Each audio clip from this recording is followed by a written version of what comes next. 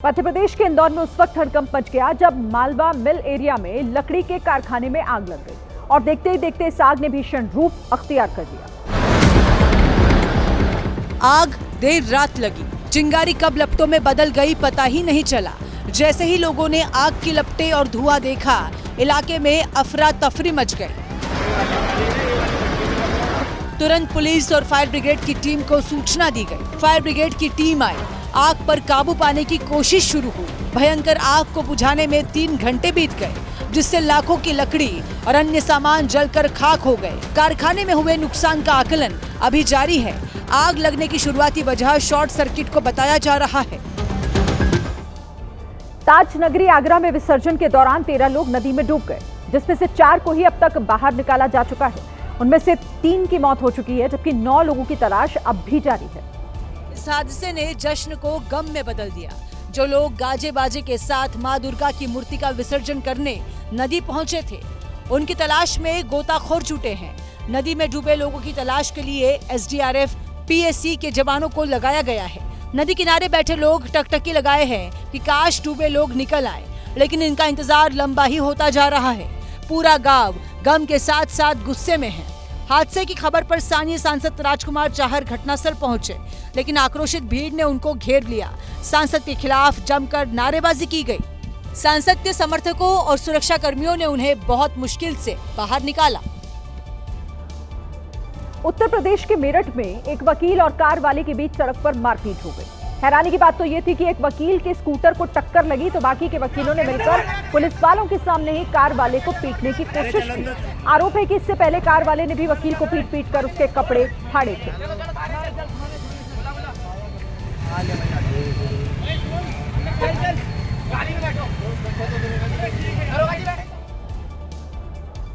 मध्य प्रदेश की राजधानी भोपाल से लव जिहाद का मामला सामने आया है। हबीबगंज इलाके में स्थित एक होटल में हिंदू संगठन के कार्यकर्ताओं ने छापा मारा और मुस्लिम जिम ट्रेनर को हिंदू युवती के साथ पकड़ लिया, जिसके बाद कार्यकर्ताओं ने जिम ट्रेनर की जमकर धुनाई की। मौके पर पहुंची पुलिस आरोपी ट्रेनर को कार्यकर्ताओं के चंगुल से खींचकर अपने साथ ले जाने लगी।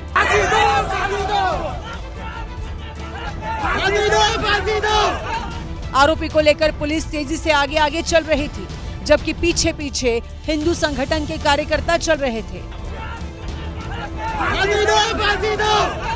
पुलिस जैसे तैसे आरोपी को लेकर थाने पहुंची। कार्यकर्ता वहां भी पहुंच गए और हंगामा खड़ा कर दिया। भोपाल से सांसद आलोक शर्मा ने आरोप लगाया कि जिम के अंदर भी अब रावण घुस गए हैं। कई जिम के अंदर इस प्रकार के रावण घुसे हुए हैं, उनको बाहर निकालने की काम हम लोग भी करेंगे, राष्ट्रभक्त कार्यकर्ता करेंगे। वहीं कई हिंदू संगठनों ने मुस्लिम जिम ट्रेनर पर प्रतिबंध लगाने की मांग की। महाराष्ट्र के नागपुर से हैरान करने वाली एक घटना सामने आई। वहां एक शख्स पर दुर्गा पंडाल में स्थापित मूर्ति से बदसलूकी का आरोप लगा, जिसके बाद महिला पुलिस ने आरोपी को अच्छा सबक सिखाया। पुलिस ने आरोपी को गिरफ्तार कर लिया और शहर में उसकी परेड निकाली। आरोपी का हाथ बंधा हुआ था, वो बीच में चल रहा था, जबकि उसके चारों तरफ महिला पुलिसकर्मी चल रही थी। आरोपी का नाम संजय खोबरागड़े है और उसका क्रिमिनल रिकॉर्ड रहा है। शहर में आरोपी की परेड निकालकर पुलिस ने ये संदेश दिया कि माहौल बिगाड़ने की कोशिश करने वालों को बख्शा नहीं जाएगा। अगर आप भी डॉक्टर की पर्ची देखकर ये नहीं समझ पाते हैं कि उसमें लिखा हुआ क्या है, तो जरा ठहरिए, आप ऐसे अकेले नहीं हैं। पंजाब हरियाणा हाईकोर्ट के साथ भी कुछ ऐसा ही हुआ। हत्या, बलात्कार और जालसाजी के केस में सरकारी डॉक्टर की पर्ची देखकर जज साहब के होश उड़ गए। पर्ची का एक भी शब्द ना पढ़ पाने के बाद जज ने कहा कि इसे देखकर तो यहां कोर्ट की अंतरात्मा हिल गई है।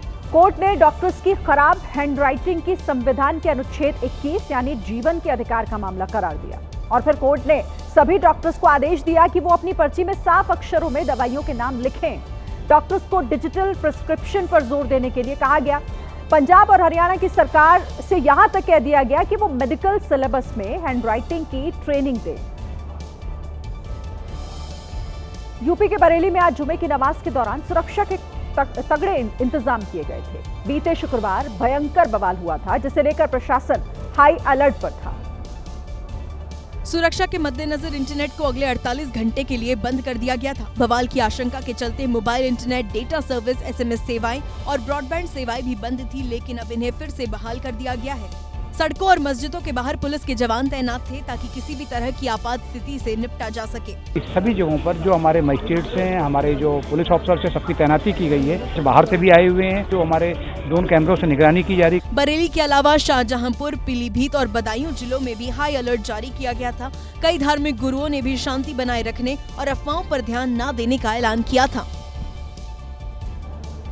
बरेली में हुई हिंसा के बाद उत्तर प्रदेश के कई शहरों में पुलिस जुमे की नमाज को लेकर हाई अलर्ट पर दिखी। चप्पे चप्पे पर पुलिस के जवान तैनात नजर आए।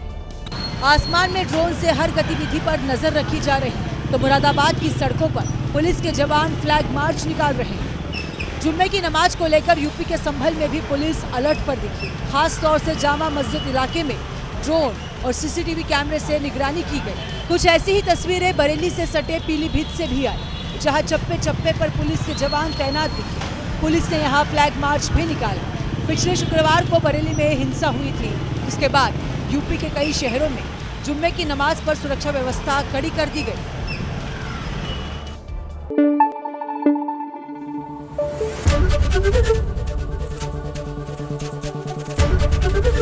ABP न्यूज आपको रखे आगे।